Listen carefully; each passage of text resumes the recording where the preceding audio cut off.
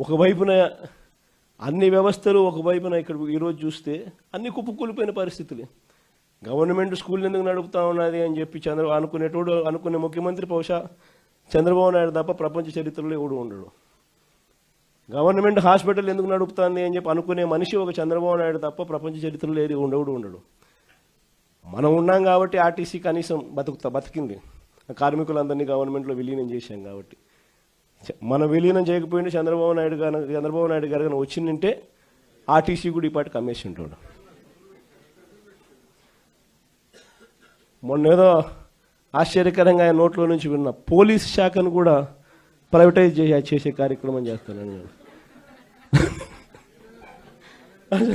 అసలు ఏ స్థాయిలోకి వస్తున్నాడు అని అంటే, లా అండ్ ఆర్డర్ అనేది గవర్నమెంట్ ఎందుకు నడుపుతుందంటే దానికి కొన్ని కారణాలు ఉన్నాయి.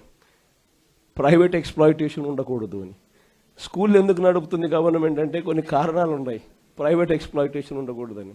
హాస్పిటల్ గవర్నమెంట్ ఎందుకు నడుపుతుందంటే కొన్ని కారణాలు ఉన్నాయి. ప్రైవేట్ ఎక్స్ప్లాయిటేషన్ ఉండకూడదు అని. బస్సులు ఎందుకు నడుపుతుందని అంటే దానికి కారణాలు ఉన్నాయి. దానికి కారణాలు ఏమిటి అని అంటే పబ్లిక్ ట్రాన్స్పోర్ట్ విషయంగా పేదలు ఎక్స్ప్లాయిట్ కాకూడదు అని చెప్పి. అలాంటిది ఈరోజు అన్ని రకాలుగా ఈ వ్యవస్థ ఒకసారి గమనిస్తే అన్ని వ్యవస్థలు తిరోగమనమే.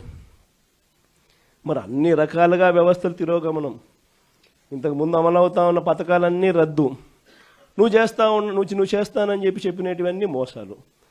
మరి ఇన్ని ఘనకార్యాలు నువ్వు చేసినప్పుడు కలెక్టర్ల సదస్సులో నువ్వు కూర్చొని మీ పనితీరు బాగలేదు కాబట్టి ఆయన ప్రభుత్వం మీద చెడ్డ పేరు వస్తుందని చెప్పి నువ్వు చెప్పడం అంటే అసలు ఇంకా వాళ్ళంతా పోయి తలకాయ బండకేసుకుని కొట్టుకోవాలి. ఆ స్థాయిలో ఈ మనిషి బుర్ర పనిచేయడం లేదు, చంద్రబాబు నాయుడు గారి బుర్ర.